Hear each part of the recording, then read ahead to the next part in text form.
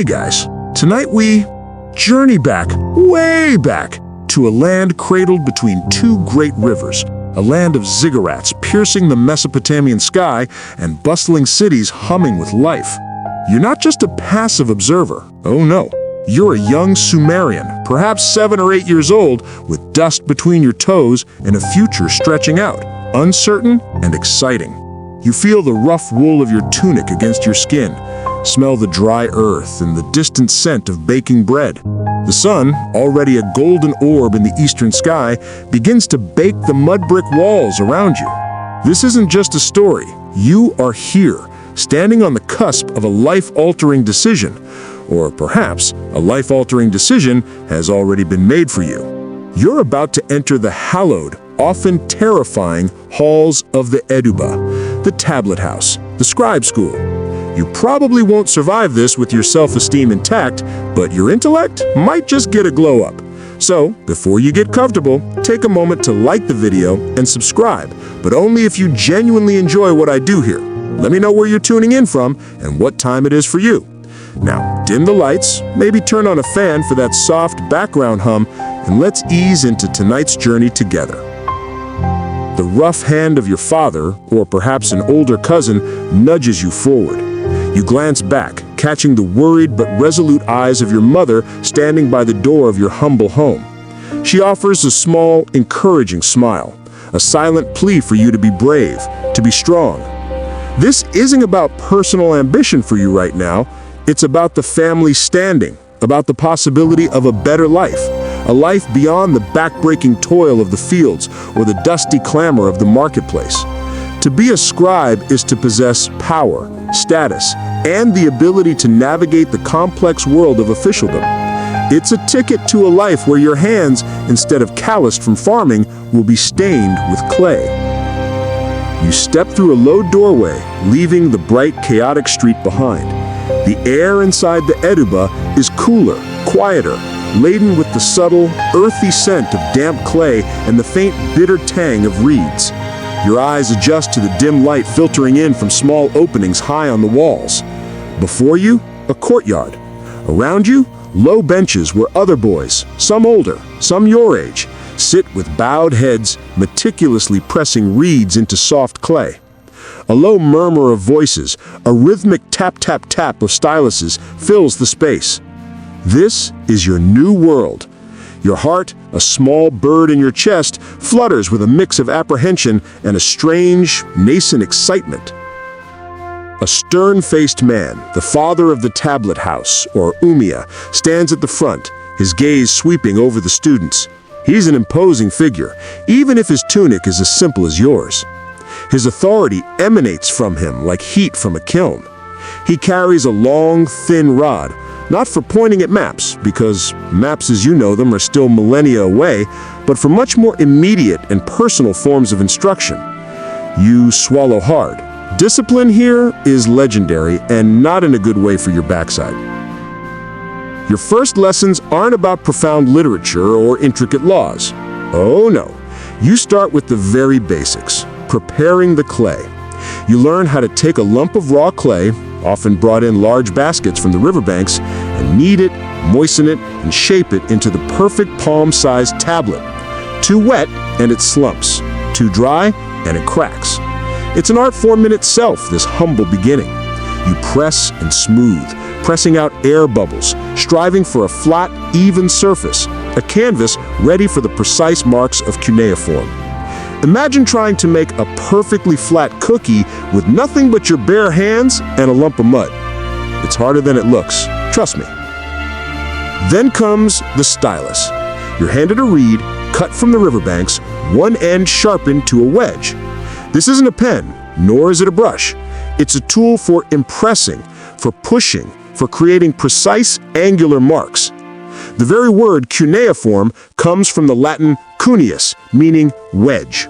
You hold it awkwardly, your small fingers fumbling. The Umia, or one of the older boys, a senior student acting as an assistant, shows you how to grip it, how to angle it to make the distinct wedge shapes.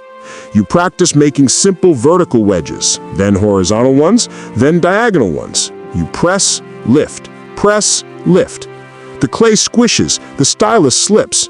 You try again and again. Your tablet, once smooth, becomes a messy tangle of imprecise indentations. A mainstream historical fact. The Sumerian cuneiform script, developed around 3200 BCE, is considered one of the earliest systems of writing in the world. It evolved from pictographs, simple drawings representing objects, into a more abstract system of wedge-shaped marks that could represent syllables and even abstract concepts. It was a massive cognitive leap for humanity, moving beyond simple pictures to a system that could record complex thought. The learning process is incredibly repetitive. You don't just learn a sign, you copy it hundreds of times. You copy lists of signs. You copy lists of words. You copy lists of names. Your hands ache, your eyes burn from staring at the clay. When your tablet's full, you simply smooth it over and start again. An ancient Etch-a-Sketch. This constant repetition is vital for memorization, especially since the Sumerian script contains hundreds of different signs. Imagine trying to learn a language where every letter is a tiny, unique picture and you have to draw each one perfectly by hand thousands of times. It's enough to make you long for a simple ABC. One quirky tidbit about scribe school. School punishments were often physical and quite frequent. Tablets discovered from scribe schools list various infractions that led to caning, such as poor handwriting, talking without permission, standing up, or even having a dirty tunic. One student even recorded being caned for not greeting someone properly. It paints a vivid, if slightly terrifying, picture of the rigorous discipline. It certainly wasn't a Montessori classroom. You move from simple signs to compound signs, then to basic words. You learn the names of plants, animals, gods, cities. You chant them aloud with your classmates, a low drone filling the Edubba. The sounds are guttural, unfamiliar, yet slowly, gradually, they begin to make sense. You learn to distinguish between signs that look almost identical but have completely different meanings based on a tiny shift in angle or an extra wedge. It's like learning the difference between ran and man when both are written in a script where every letter is a miniature, subtly different drawing. The potential for error is enormous, and the Umayyad is not known for his patience. Historians still argue whether Sumerian was a language isolate, meaning it had no known relatives, or if it was part of a broader, now lost language family. The unique nature of its grammar and vocabulary certainly makes it a fascinating puzzle for linguists today. But for you, a young student, it's just the language you're struggling to master, the key to unlocking a world of knowledge. Your day is long. It begins at sunrise and stretches until the shadows lengthen. There are no breaks for social media, no recess for tag. Your playground is the dusty courtyard, and your toys are clay and reeds. Meals are simple, barley cakes, maybe some fish or onions. Water, precious and life-giving, is rationed. Your focus must be absolute. Any lapse, any moment of daydreaming risks the dreaded rod. You learn quickly to keep your head down, your stylus moving, your mind fixed on the task. As the weeks turn into months, you start to glimpse the purpose behind this relentless grind. You're not just learning squiggles. You're learning to communicate across time and space. You're learning to record history, to manage resources, to understand the decrees of kings and the prophecies of priests. You're learning the very language of civilization itself. You begin to understand that these wedge marks aren't just symbols. They are the voices of your ancestors, the commands of your rulers, the stories of your gods. And you, a small, dusty boy, are becoming one of the select few who can truly hear them. The weight of that responsibility, though still distant, begins to settle on your young shoulders. The promise of this arduous path, the eventual transformation into a respected, literate member of society, is the flickering torch that guides you through the repetitive gloom of the Edubba. The sun, ever present and relentless, rises again, bathing the dusty streets of or perhaps Uruk or Lagash in its familiar golden light. You, however, are no longer the bewildered novice of yesterday. Years have passed, blurring into a steady rhythm of learning, repetition, and the occasional stinging smack from the Umiya's rod. Your hands, though still young, are now adept. The stylus feels like an extension of your fingers, and the clay yields to your will with practiced ease. You've graduated from basic sign lists to complex lexical texts, learning thousands of Sumerian words, their Akkadian equivalents, and the nuances of grammar. Your mind, once a blank tablet, is now inscribed with the vast lexicon of the scribal world. You now move with a purpose, not just the forced obedience of a child. You've proven your worth, navigated the gauntlet of rote memorization, and survived the endless hours of copying. The Edubba, while still a place of strict discipline, feels less like a prison and more like a second home.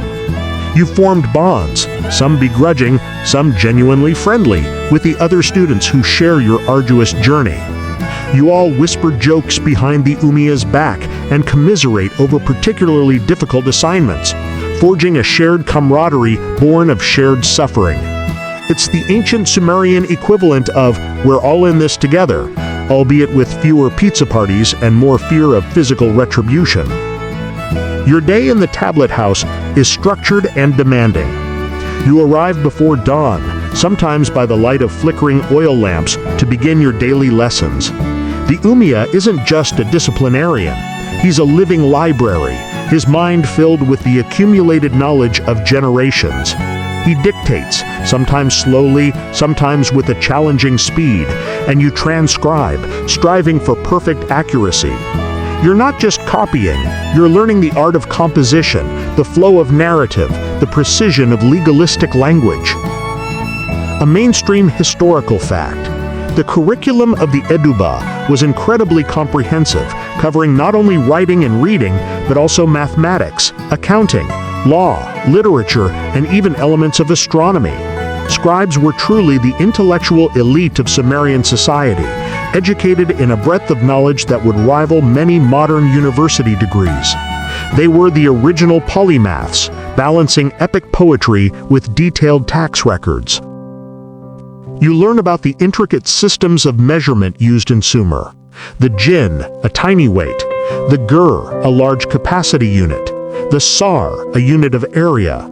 You calculate grain yields, track livestock, and draw up contracts for the sale of land. Math for you isn't abstract numbers on a blackboard. It's practical, immediately applicable knowledge that underpins the entire Sumerian economy. If your calculations are off, someone's harvest might be under-recorded, leading to serious consequences. No pressure, right? The tools of your trade are simple but indispensable. Beyond the clay and the reed stylus, you might have a small wooden board covered in wet cloth for temporary notes, or a string to mark lines on a tablet, ensuring straightness. You might even have a small container of water to keep your clay pliable. But the most crucial tool, the one you cultivate above all others, is your memory. You're expected to memorize vast amounts of information: sign lists, literary works, legal precedents, mathematical tables. The Sumerians didn't have Google, so you had to be Google. This is probably why your brain feels like it's constantly overflowing. One quirky tidbit about the daily life of a scribe: some tablets have been found with fingerprints on them, perfectly preserved, belonging to the ancient scribes who created them. Imagine, thousands of years later, you can almost reach across time and touch the very fingers that pressed those wedges into the clay. It's a wonderfully human connection to a distant past, a reminder that these intellectual giants were also just people with smudgy hands. Maybe they even sneezed on their work sometimes. We'll never know. The Edubba isn't all dry lists and stern teachers. You also engage in literary exercises. You copy proverbs, fables, and short stories. You learn to appreciate the poetic rhythm of the Sumerian language, the vivid imagery used to describe gods and heroes. You might even try your hand at composing your own short piece, perhaps a simple hymn to a patron deity, or a lament about the difficulty of learning. These exercises are often corrected by the big brothers or the Umiya himself, sometimes with encouraging words, sometimes with the sharp retort of, "Your work is as messy as a goat's beard," a surprisingly specific insult but effective. Historians still argue whether some of the literary works attributed to the Sumerians were truly original compositions or if they drew heavily from an older, oral tradition that predated widespread literacy. The line between authorship and compilation in such an ancient context is often blurred, making it a fascinating area of ongoing scholarly debate. Were these scribes poets, or were they curators of existing narratives? Probably a bit of both. As you near the completion of your education, you move beyond mere copying. You are now expected to draft various types of documents. You might compose a legal contract for the sale of a field, ensuring all parties are properly identified and the terms are unambiguous. You might write a letter on behalf of a merchant, detailing a shipment of barley or wool. You might even assist in drafting an administrative decree for a temple official, meticulously listing offerings or personnel. This is where theory meets practice, where all those years of painstaking repetition culminate in real-world application. The stress is palpable during these final stages. Your future depends on your ability to produce flawless, accurate work. A mistake in a contract could lead to ruin for the parties involved. An error in a temple inventory could be seen as an affront to the gods. The pressure to perform perfectly is immense, a constant hum of anxiety beneath the surface of your growing confidence. You've learned that the smallest wedge can change the meaning of an entire phrase, and precision isn't just a virtue, it's a necessity. You also learn about the different types of tablets.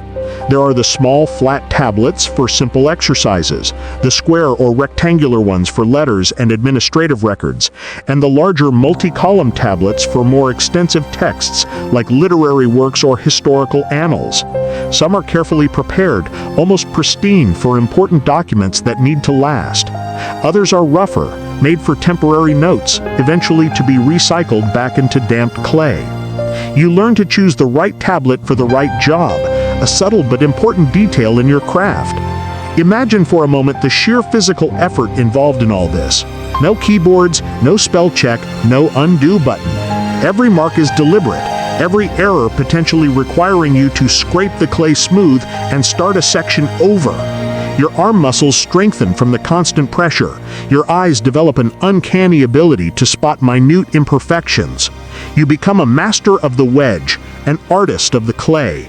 And as you put down your stylus for the last time as a student, wiping the last flecks of clay from your fingers, a profound sense of accomplishment washes over you. You have done it. You are a scribe. The world, with all its complexities and opportunities, now beckons, ready for you to leave your own indelible mark upon it. The dust of the Edubba still clings to your tunic, a faint scent that will perhaps never truly leave you. But now the world beyond its mud brick walls has opened up. You are no longer just a student, a fledgling with clay-stained hands. You are a Dub Sar, a full-fledged scribe, a master of the wedge, an architect of words. The rigorous discipline, the aching fingers, the countless hours spent copying, all have coalesced into a skill that is both rare and invaluable in Sumerian society. You carry not just a stylus and a fresh lump of clay, but the weight of knowledge, the power of literacy. Your new life is a tapestry woven with diverse threads, far more varied than the predictable rhythm of the tablet house. You might find yourself in the bustling marketplace, documenting transactions, ensuring fair trade and preventing disputes before they escalate into brawls. Imagine the chaos, the bleating of sheep, the haggling over barley, the shouts of vendors. Amidst this cacophony you sit, a serene island of order, meticulously pressing your wedges into clay, creating a permanent record of who bought what, from whom, and for how much. It's like being the human blockchain, except instead of digital ledgers, you have physical tablets, and probably more dust. Or perhaps you're employed by a wealthy merchant, overseeing his vast inventory of goods, jars of oil, bolts of wool, sacks of grain. You track shipments, draft letters to distant trading partners, and calculate profits and losses. Your mathematical skills, honed in the Edubba, are now put to the test daily. You ensure that every gur of grain and every gin of silver is accounted for, preventing theft and ensuring the merchant's prosperity. Your accuracy directly impacts someone's bottom line, which is a surprisingly modern concept for a society thousands of years old. A mainstream historical fact. Scribes played crucial roles in the administrative machinery of Sumerian city-states, managing everything from temple estates and royal treasuries to irrigation systems and legal disputes. They were the backbone of organized society, without whom the complex logistics of early urban life would have crumbled. Their tablets were the operating system of Sumer. You might also serve the temple, the spiritual heart of the city. Here, your duties take on a more sacred dimension. You record offerings made to the gods, compile lists of priests and temple personnel, and copy hymns and prayers. The temple scribes often preserve the rich literary tradition of Sumer, ensuring that the epic tales of Gilgamesh, the laments of the gods, and the wisdom literature were meticulously copied and passed down through generations. The cool, quiet sanctuary of the temple, with its scent of incense and reverence, offers a stark contrast to the lively marketplace. You feel a different kind of purpose here, a connection to the divine. One quirky tidbit about scribal life: some Sumerian tablets contain what appear to be ancient job reviews or performance appraisals for scribes. These evaluations sometimes detail their strengths and weaknesses, perhaps even noting areas for improvement. It suggests a formal system of accountability and professional development, proving that even in ancient Mesopotamia, nobody truly escaped performance reviews. One can only imagine the ancient equivalent of "needs to work on attention to detail," written in cuneiform. The legal system also relies heavily on your skills. You draft laws, record court proceedings, and prepare contracts for marriages, adoptions, and land sales. When disputes arise, you transcribe testimonies, ensuring that every word is accurately captured. Your tablets become the undeniable evidence, the foundation upon which justice is dispensed. Imagine the responsibility of documenting a trial where a single misplaced wedge could alter the fate of an accused person. It's enough to make your stylus hand tremble even with years of practice. You are, in essence, a walking, talking, clay tablet-making legal archive. Historians still argue whether the Umiya, or head scribe of an Edubba, held more social influence than, say, a high-ranking priest or a military general. While scribes certainly commanded respect and often served in advisory roles to kings, their ultimate power structure within the complex Sumerian hierarchy is still a subject of scholarly debate. Were they the quiet power behind the throne, or merely highly skilled administrators? Your skills extend to the highest levels of governance. You might be called upon to serve in the royal palace, assisting the king or his viziers. Here, you draft royal decrees, write diplomatic correspondence to neighboring city-states, and chronicle the king's military campaigns and building projects. You are privy to sensitive information, a silent witness to the machinations of power. The language of diplomacy requires immense precision. A misinterpreted phrase could lead to war, or at least a very awkward exchange of doves. Beyond these administrative and religious roles, scribes were also the custodians of knowledge and culture. They copied omens, medical texts, which, let's be honest, were often a mix of observation and magic. Remember that crocodile dung sunscreen idea? And astronomical observations. They were the early scientists, philosophers, and librarians, preserving and transmitting the intellectual heritage of Sumer. When you're copying a list of celestial bodies or the symptoms of an illness, you're not just making marks. You're participating in the grand human endeavor to understand the universe. The social standing of a scribe is high, a testament to your hard-earned literacy. You are exempt from certain manual labor, you often receive rations of barley and oil, and your children might even have a better chance of entering the Edubba themselves. You belong to an elite class, set apart from the farmers and laborers by your intellect and your specialized skill. While you might not be rich, you are certainly respected. But this elevated status comes with its own pressures. The demand for your services is constant, and the need for accuracy is unyielding. There are no shortcuts, no easy days. Every tablet you produce is a reflection of your education and your dedication. You are the memory of the city, the keeper of its records, the voice of its institutions.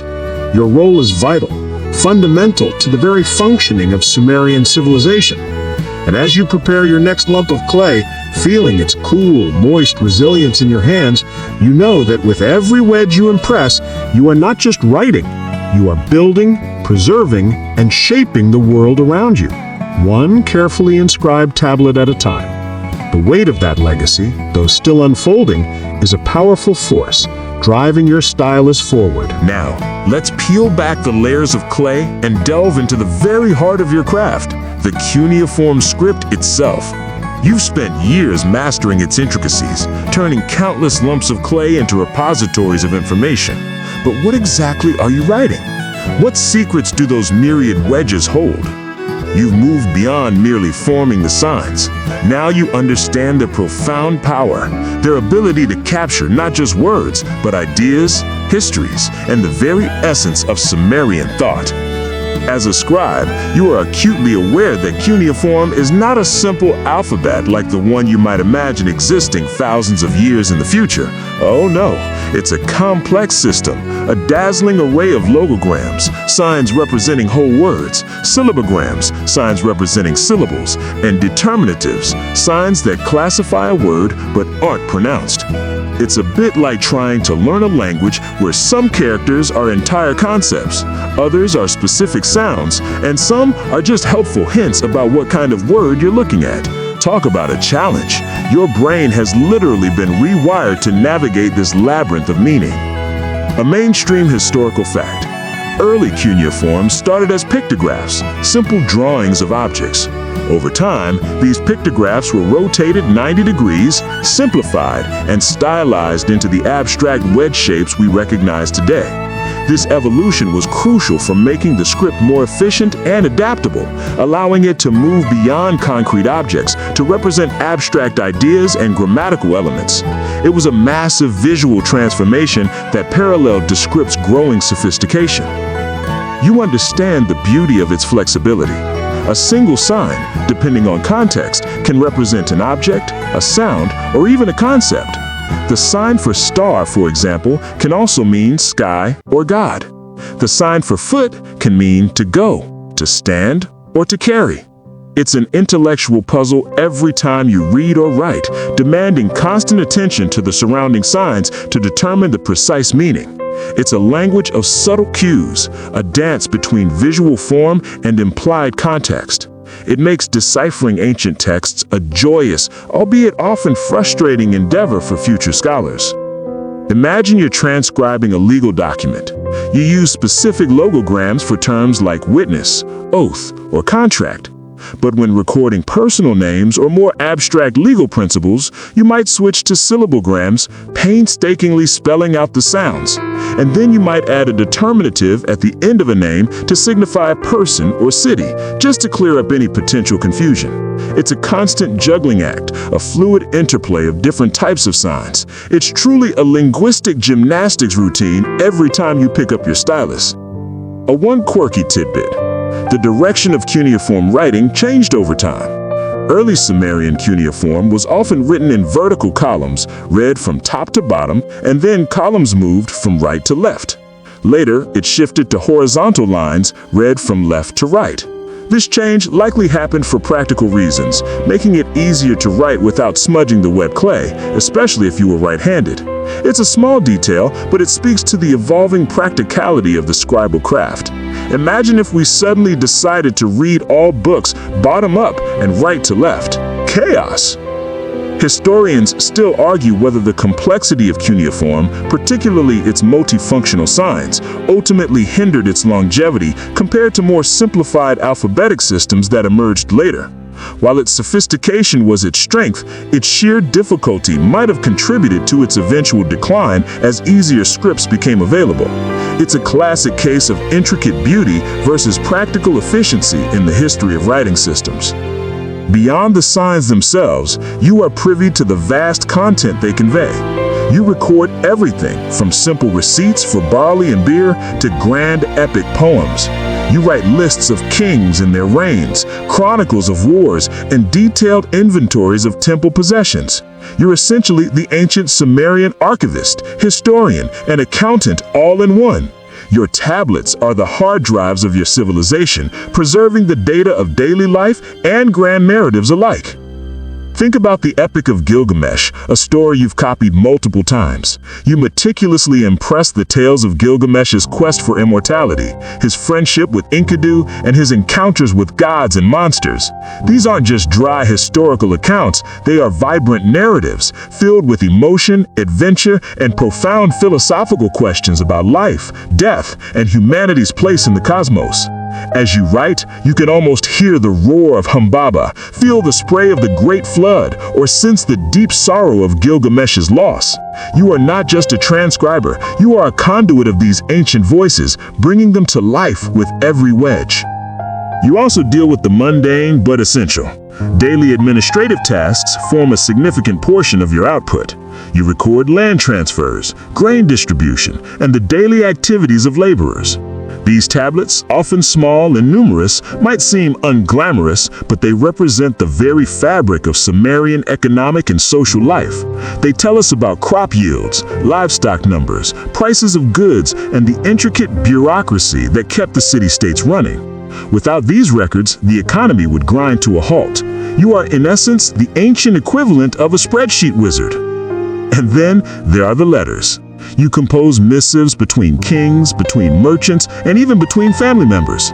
These letters, often enclosed in clay envelopes with the sender seal, offer a fascinating glimpse into personal lives and diplomatic relations. You learn the proper forms of address, the polite phrases, and the subtle art of conveying urgency or deference. You are the messenger, ensuring that words travel accurately and respectfully across distances. A human email server, if you will. The beauty of cuneiform lies not just in its individual signs, but in the collective body of knowledge it holds. It is the repository of Sumerian wisdom, law, science, and literature. It is the voice of a civilization that laid many of the foundations for those that followed. As you smooth a fresh tablet, preparing it for the next inscription, you understand that you are not just a scribe, you are a gatekeeper of knowledge, an indispensable link in the chain of human intellectual endeavor. Every wedge, every sign, every tablet you create or interpret is a whisper from the past, a testament to the enduring power of written communication. And as the sun begins to dip below the horizon, casting long shadows across the tablet house, you know your work, in all its forms, is never truly done. The tablets are waiting. The cool evening air now carries the distant sounds of the city preparing for slumber. A final bark, the hush of human voices, the rustle of reeds in the gentle breeze. You sit, perhaps by the soft glow of an oil lamp, the familiar weight of a clay tablet in your hand. But this time, you're not writing, not copying, not calculating. You're reflecting. You've journeyed through the arduous training of the Edubba, mastered the intricate dance of wedge and clay, and contributed your skilled hands and sharp mind to the daily fabric of Sumerian life. Now, as the day fades, you begin to grasp the profound and enduring legacy of your profession. A legacy etched not just in the thousands of tablets you and your fellow scribes have created, but in the very foundations of human civilization itself. You understand that the marks you impress into clay are more than just symbols. They're the genesis of recorded history. Before cuneiform, knowledge was ephemeral, passed down through unreliable oral traditions, vulnerable to the whims of memory and the passage of time. With the advent of writing, you and your predecessors created a permanent record, a tangible link between generations. You literally invented history, or at least the reliable recording of it. No longer were stories lost, they were preserved, waiting for someone, perhaps you, to read them aloud, bringing them back to life. A mainstream historical fact. The invention of writing by the Sumerians was a watershed moment in human history, marking the transition from prehistory to history. It allowed for complex administration, the codification of laws, the transmission of literature, and the systematic accumulation of knowledge, fundamentally transforming human society and laying the groundwork for all subsequent civilizations. Without writing, the vast empires and intricate societies that followed would have been impossible. Consider the ripple effect of your craft. The Akkadians, who eventually assimilated much of Sumerian culture, adopted cuneiform, adapting it to their own Semitic language. Then came the Babylonians, the Assyrians, the Hittites, the Elamites, and even the Hurrians and Urartians, all borrowing, modifying, and preserving this ingenious system of writing. For nearly 3 millennia, from roughly 3200 BCE to the 1st century CE, cuneiform was the lingua franca of the ancient Near East.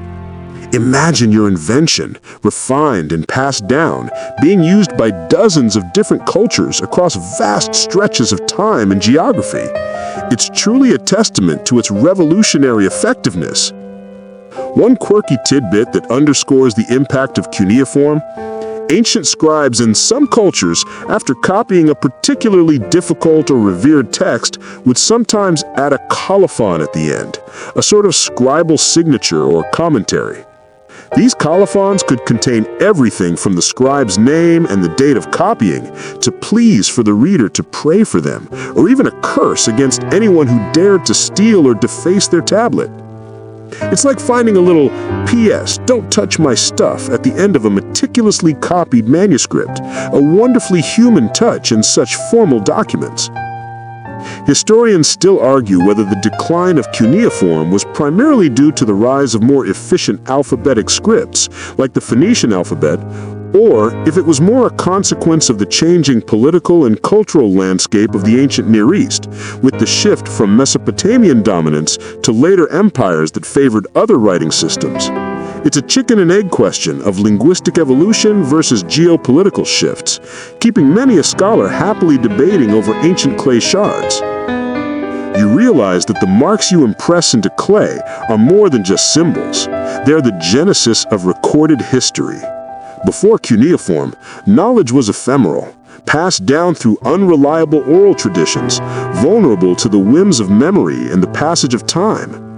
With the advent of writing, you and your predecessors created a permanent record, a tangible link between generations. You literally invented history, or at least the reliable recording of it.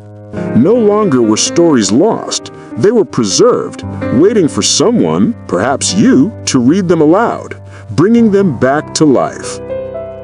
The stories you meticulously preserved, like the Epic of Gilgamesh, became foundational narratives, influencing later myths and legends, including elements found in biblical texts. You were the original storyteller, ensuring that the adventures of heroes and the wisdom of the gods would not be silenced by time. You were the guardian of ancient narratives, the original preservationist of epic literature. And your legacy, in this regard, is almost immortal. As you look at the smooth surface of the unwritten tablet in your hand, you sense the echoes of all the hands that came before you and all the hands that will come after, holding similar tools, wrestling with similar challenges, striving for clarity and permanence. You are part of an unbroken chain, a lineage of literate individuals who, through the simple act of pressing wedges into clay, ensured that human knowledge and experience would not vanish like breath on a cold morning. The sun has finally set, painting the sky in hues of deep violet and fading orange. The city's hum softens, preparing for the quiet hours of night. You place the empty tablet down, a faint smile touching your lips.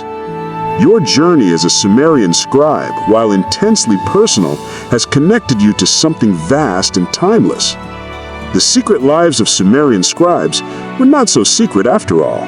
They were lives of profound impact, meticulously documented and brilliantly preserved.